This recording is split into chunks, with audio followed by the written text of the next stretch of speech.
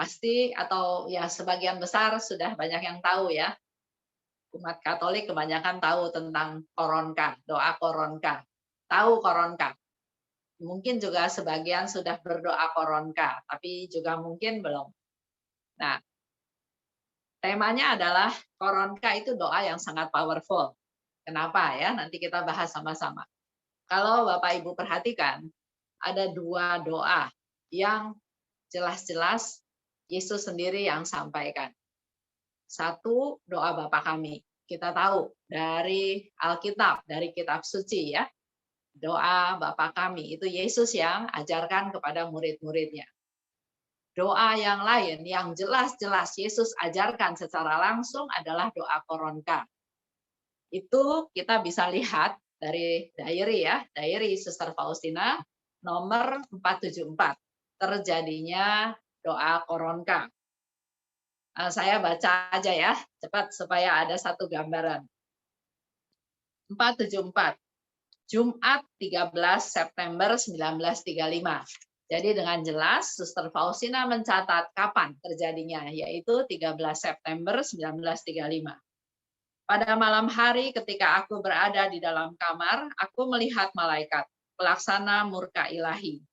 Ia mengenakan pakaian yang menyilaukan, wajahnya sangat cemerlang.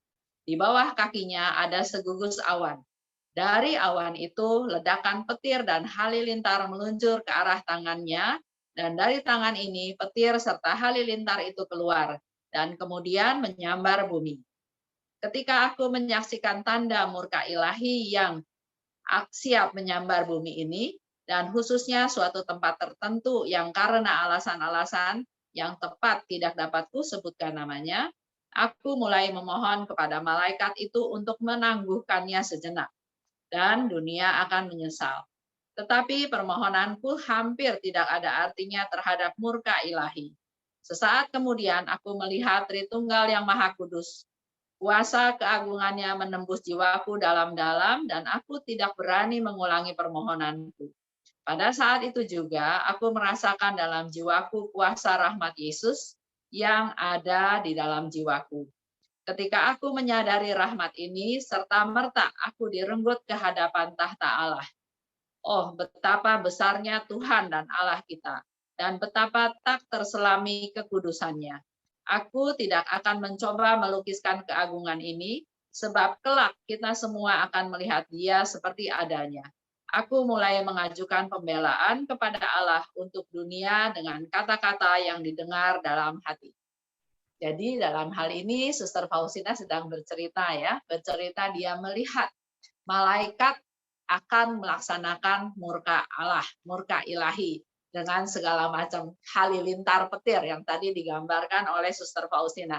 Dan dia berdoa, mohon supaya Tuhan menangguhkan murkanya tersebut karena dia mau menghantam atau mau menghancurkan suatu tempat yang Suster Faustina tidak sebutkan. Kalau kita tahu cerita ini, mungkin kita bisa bandingkan dengan cerita Abraham di kitab Perjanjian Lama ya. Di sana juga Abraham nawar ke Tuhan. Tuhan, jangan hancurkan kota Sodom dan Gomora. Kalau ada 50 orang suci aja, jangan ya. Tapi terus dia tawar lagi, enggak 50 Tuhan, 40 orang. Tawar lagi, 30 orang, 20 orang, 10 orang. Dia terus menawar berusaha supaya Tuhan tidak menghancurkan kota Sodom dan Gomora. Begitu pula yang dilakukan oleh Suster Faustina. Pada saat melihat malaikat pelaksana murka ilahi, dia mohon, jangan Tuhan, kasih waktu lagi supaya mereka bertobat. Nah, tapi Suster Faustina juga merasa doa-doanya ini tidak istilahnya tidak ada reaksi positif dari Tuhan ya. Kelihatannya tetap akan melaksanakan murka ilahi tersebut. Tapi di 475 di sana dikatakan, ketika aku berdoa dengan cara ini, aku melihat ketidakmampuan sang malaikat. Ia tidak mampu melaksanakan hukuman adil yang setimpal dengan dosa-dosa itu. Belum pernah sebelumnya aku berdoa dengan kekuatan batin seperti yang kulakukan waktu itu. Kata-kata yang kuucapkan dalam permohonan kepada Allah sebagai berikut. Bapa yang kekal, Kupersembahkan kepadamu tubuh dan darah, jiwa dan kealahan putramu yang terkasih, Tuhan kami Yesus Kristus, demi dosa kami dan dosa seluruh dunia.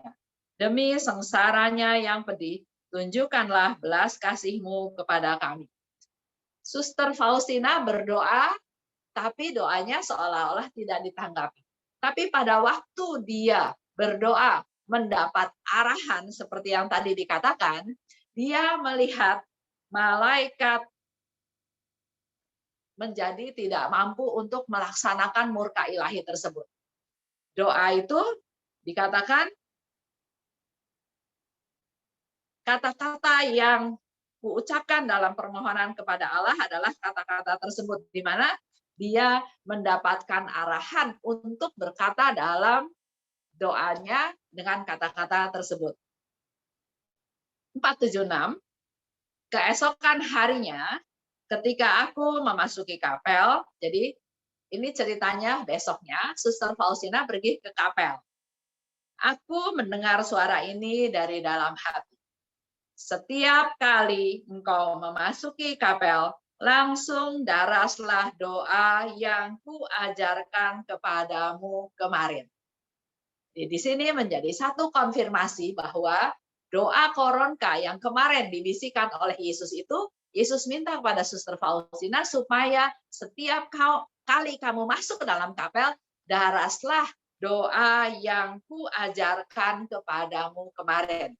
Sehingga saya katakan ada dua doa yang jelas-jelas Yesus ajarkan kepada kita semua. Satu, doa Bapa kami melalui yang kita bisa tahu dari kitab suci, dan satu lagi adalah doa koronka. Kalau nanti mau dilihat dengan lebih jelas, bisa baca juga di 476 ya. Di sana Yesus juga banyak memberikan janji-janji sehubungan dengan doa koronka. Tapi saya belum mau bahas itu sekarang. Kalau kita lihat diary Suster Faustina ini, Bapak Ibu baca ya, ada 15 kali Yesus bicara tentang koronka. 15 kali Yesus minta supaya kita berdoa koronka. Menjadi hal yang penting. Biasanya yang penting itu kan diulang-ulang. Kalau di dalam buku diary ini, dari tahun 1935 terus sampai 1938, Yesus menyinggung soal koronka sampai 15 kali. Ini menjadi sesuatu yang penting. Lanjut ya. Di 476. Itu terjadi keesokan harinya, berarti tanggal 14 September 1935. Tadi sudah dikatakan ya, daraslah doa yang kuajarkan kepadamu kemarin. Doa ini akan meredakan murkaku. Tuhan marah, Tuhan murka. Bukan berarti Tuhan maha pengasih, Tuhan nggak marah ya. Tapi dalam hal ini Tuhan murka, Tuhan marah karena melihat manusia tuh berdosa, dan berdosa lagi. Jadi dia murka terhadap manusia-manusia yang melakukan dosa. Tapi bukan ke manusianya, tapi ke dosanya. Dikatakan doa yang sangat powerful karena doa ini bisa meredakan murka Allah. Malaikat aja nggak berdaya. Ya, di sini dikatakan lebih lanjut. Doa ini akan meredakan murkaku. Di situ Yesus katakan, engkau harus mendaraskannya selama 9 hari. Dengan cara berdoanya pun Tuhan Yesus ajarkan dengan sangat detail. Pertama-tama, ucapkanlah 1 kali Bapa kami, Salam Maria, dan aku percaya. Kemudian, jadi Yesus memang mengajarkan untuk memakai rosario. Ya.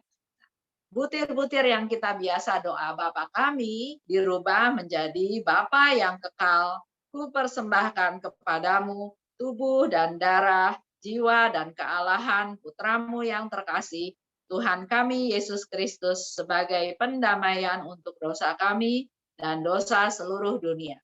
Sedangkan manik-manik yang kita biasa doa Salam Maria dikatakan Demi sengsara Yesus yang pedih, tunjukkanlah belas kasih-Mu kepada kami dan seluruh dunia. Dan koronka ini ditutup dengan Allah yang kudus, kudus dan berkuasa, kudus dan kekal, kasihanilah kami dan seluruh dunia. Teks itu ada dengan jelas di nomor 476. Jadi kalau tulisannya bold, artinya Yesus yang berbicara ya. Nah, sekarang saya mau ajak Bapak Ibu untuk mengulas ya doa koronka ini. Tadi sudah disebutkan. Pertama, Bapa kami, Salam Maria, aku percaya. Sedang manik Bapa kami, Yesus katakan diganti menjadi Bapa yang kekal. Ini sudah menunjukkan satu bukti bahwa doa koronka, doa ditujukan kepada Allah Bapa. Bapa yang kekal. Kita menyapa Bapa. Ku persembahkan kepadamu. Jadi Yesus mengajarkan kepada kita untuk menyapa Bapa dan mempersembahkan sesuatu. Dan kenapa lagi disebut powerful? Kenapa doa ini menjadi sangat luar biasa? Karena yang dipersembahkan bukan karya kita, bukan kehebatan kita, bukan persepuluhan kita, bukan hal-hal yang kita pikir yang biasa menjadi persembahan ya, tapi yang dipersembahkan adalah tubuh dan darah, jiwa dan kealahan Putramu yang terkasih, Tuhan kami, Yesus Kristus. Tuhan Yesus mengajar kita untuk mempersembahkan tubuhnya, darahnya, kealahannya, kemanusiaannya Yesus seluruhnya kepada Bapa.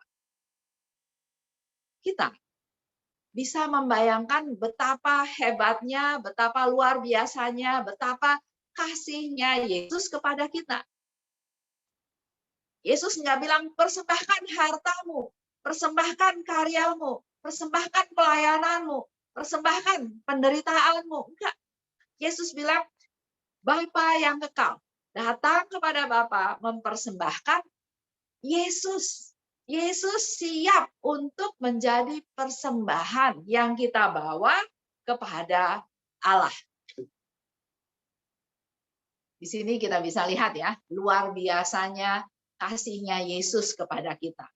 Enggak setengah-setengah, enggak cuma darahnya, enggak cuma tubuhnya, tapi darah, tubuh, kealahan yang diberikan kepada Allah Bapa. Bahkan dengan penekanan kealahan Putramu yang terkasih. Ini menjadi satu hal yang kembali diingatkan bahwa Yesus itu adalah Putra Allah yang terkasih, tapi dia rela menjadi persembahan kita kepada Allah Bapa. Ku persembahkan tubuh dan darah, jiwa dan kealahan Putramu Tuhan kami Yesus Kristus. Yesus mau dipersembahkan. Kenapa? Untuk apa? Tujuannya apa? Sebagai pendamaian untuk dosa kami dan dosa seluruh dunia. Dengan kita datang kepada Allah Bapa mempersembahkan Tuhan Yesus, tujuannya adalah supaya menjadi pendamaian untuk dosa kami dan dosa seluruh dunia. Tuhan Yesus tahu kita lemah, Tuhan Yesus tahu kita berdosa, dan yang menjadi silih atas segala dosa kita itu adalah mempersembahkan Yesus. Yesusnya yang dipersembahkan. Bukan kita yang mau, tapi Yesus yang menyediakan diri untuk menjadi persembahan kepada Allah Bapa. Karena kita tahu juga ya, di diary, saya lupa nomornya, tapi Yesus mengkondisikan di mana Allah Bapa melihat kita manusia berdosa itu melalui luka-lukanya. Jadi kalau contoh nih ya, misalnya di sini saya lihat mukanya Leo, yang laki-laki, anggaplah Leo ya sebagai Allah Bapa. Leo ini lagi mau lihat dosanya misalnya Ibu Lili Tanila. Kalau lihat terang-terangan lihat, ya sudah kelihatan semua dosa-dosanya Ibu Lili Tanila. Tapi dalam hal ini Yesus ada di tengah-tengah antara Leo dan Lili. Jadi yang dilihat oleh Leo bukan dosanya Lili, tapi yang dilihat adalah luka-lukanya Yesus, karena Allah Bapa melihat Lili melalui luka-luka Yesus. Nah, kalau sudah melihat luka-luka Yesus, gambaran sederhananya adalah seolah-olah, Bapak, aku ini anakmu yang membela Lili. Udah jangan lihat dosa anakmu Lili, lihat pengorbanan saya aja. Lihat penderitaan saya, lihat luka-luka saya, lihat kasih saya yang saya rela menderita buat Lili. Itu pembelaan Yesus untuk kita semua manusia berdosa. Karena kalau benar terang-terangan dilihat, siapa kita? Nggak bakalan sanggup kita ditimbang sama Tuhan, karena dosa kita jauh lebih banyak daripada hal-hal yang baik yang kita lakukan. Tapi Yesus dalam hal ini dengan kerahimannya minta kepada Allah Bapa, lihatlah melalui luka-lukaku. Jangan lihat langsung, itu ya. Luar biasa pembelaan Yesus kepada kita semua. Nah, butir salam Maria diganti menjadi demi sengsara Yesus yang pedih. Jadi, di sini juga kembali ditekankan lagi, bukan hanya Bapa melihat kita manusia berdosa melalui luka-luka Yesus, tapi di dalam doa koronka lebih dipertegas lagi, demi sengsara Yesus yang pedih. Jadi, yang kita minta itu bukan, Tuhan, saya minta demi penderitaan saya, demi pengorbanan saya, bukan. Tapi yang kita kembali lagi persembahkan, yang kita minta kepada Tuhan adalah, Tuhan, saya minta. Minta demi apa? Demi sengsara putramu yang pedih. Bukan hanya demi sengsara Yesus, tapi demi sengsara putramu yang pedih. Demi itu ya Tuhan, tunjukkanlah belas kasih-Mu kepada kami dan seluruh dunia. Nah, itu doa permohonan kita. Sehingga doa koronka juga sekarang menjadi sebutannya doa mohon belas kasih. Kita punya banyak doa ya, ada doa permohonan, doa mohon ampun, ada doa berterima kasih, banyak doa. Nah, doa koronka bisa juga disebut sebagai doa mohon belas kasihan Tuhan. Karena kalau tidak dengan pengorbanan Yesus, dengan mempersembahkan Yesus, dengan menunjukkan penderitaannya Yesus, siapa kita? Tapi Yesus yang mengajarkan kita untuk berdoa seperti itu. Demi sengsara putramu, demi sengsara Yesus yang pedih, tunjukkanlah belas kasih-Mu. Jadi kita mohon belas kasih Bapa demi Yesus yang menderita, demi Yesus yang bersengsara. Tunjukkanlah belas kasih-Mu kepada kami. Kami itu bukan hanya saya. Kami adalah saya yang berdoa dan yang saya doakan. Dan seluruh dunia. Jadi selain doa koronka sebagai doa mohon belas kasih, tapi doa koronka juga sekaligus menjadi doa syafaat. Karena kita berdoa untuk kami, saya dan yang saya doakan, dan juga untuk seluruh dunia. Itu disebut sebagai doa syafaat. Lanjut. Nah, di dalam penutup, Yesus mengajarkan untuk 3 kali mengatakan, Allah yang kudus, kudus dan berkuasa, kudus dan kekal, kasihanilah kami dan seluruh dunia. Itu ungkapan kerendahan hati, ungkapan permohonan, ungkapan mohon belas kasih Tuhan. Kalau kita kaitkan dengan janji-janji Tuhan sesuai dengan doa koronka, itu ada banyak sekali ya. Tapi saya ambil beberapa poin aja. Mudah-mudahan teman-teman di kelompok ini belum banyak yang tahu atau tahu tapi belum semuanya tahu, sehingga apa yang saya katakan bisa menjadi sesuatu masukan yang baru. Janji-janji sehubungan dengan doa koronka. Di 687 dikatakan akan ada keselamatan kekal untuk yang mendaras koronka. Jadi Yesus memberikan satu janji kepada kita yang mendaras koronka untuk memperoleh keselamatan kekal.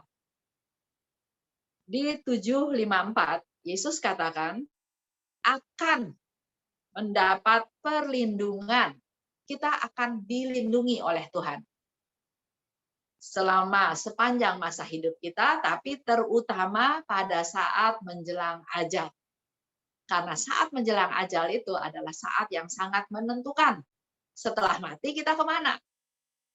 Ke surga, ke purgatorium, atau ke neraka, atau kemana?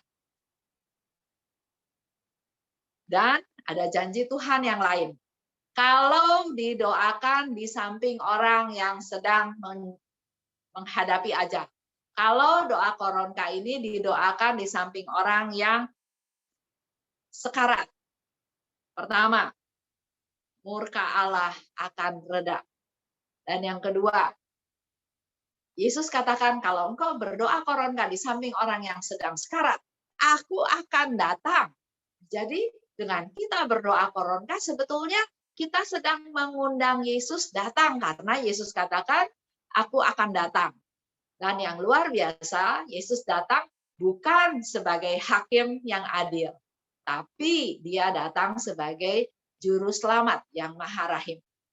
Jadi kenapa Yesus memang banyak sekali menganjurkan kita untuk berdoa koronka untuk orang yang sedang sekarat, karena Yesus rindu menyelamatkan jiwa-jiwa orang-orang tersebut, karena biasanya orang-orang yang sekarat, orang-orang yang menjelang ajal, biasanya merekalah yang paling membutuhkan kerahiman Tuhan, tapi kenyataannya mereka paling sedikit atau bahkan nggak punya pengharapan tentang kerahimannya Tuhan.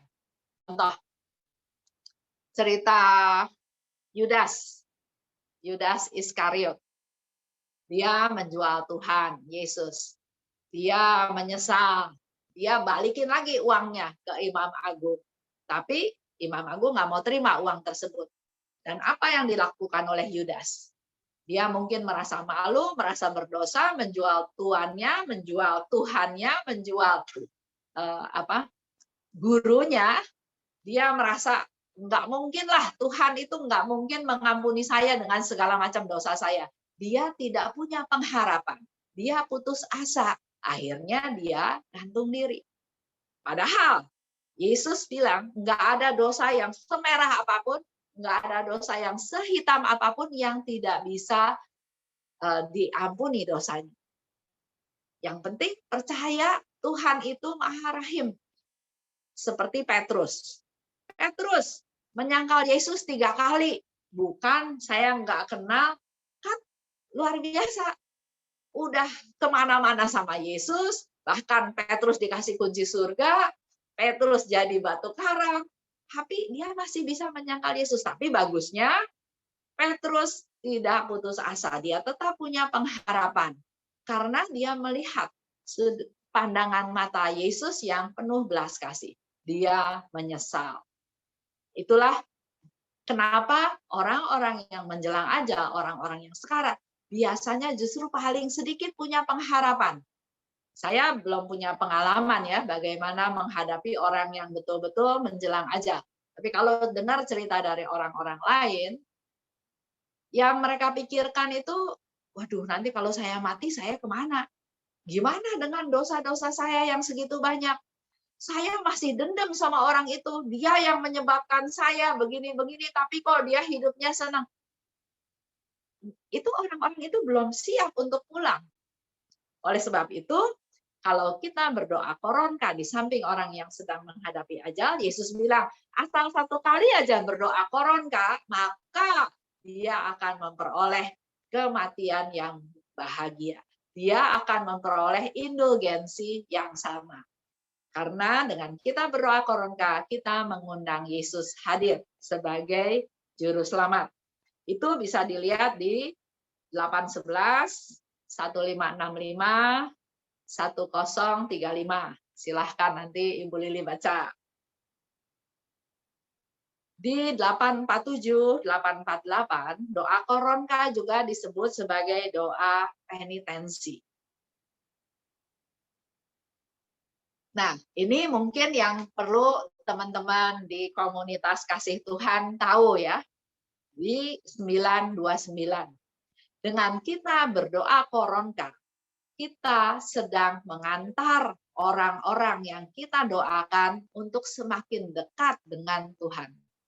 Saya nggak tahu pelayanan kalian ya, apakah orang-orang yang di dalam penjara itu setelah masuk penjara terus jadi sadar, atau ada juga barangkali yang makin marah dendam karena merasa diperlakukan tidak adil, jadi dia menunggu-nunggu saat-saat dia keluar dari penjara dia akan balas dendam atau apa ya, saya nggak tahu. Tapi salah satu pelayanan yang mungkin saya bisa info ke teman-teman semua, doakan mereka dengan doa koronka.